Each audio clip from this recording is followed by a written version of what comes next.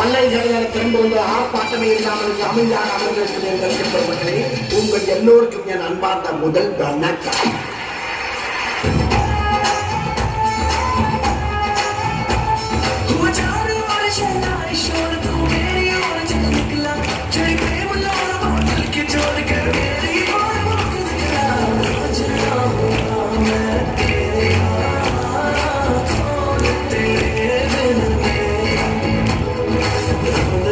முதல்ல துப்பட்டாக்கு பின் போடுங்க. அதுதான் லேடிஸ்க்கு துப்பட்டாக்கு பின் போடுங்க. எங்கேயுமே வெளில டோன்ட் கோ அட் ஆல். என்னமா அப்படி உட்கார்ந்துட்டு இருக்க?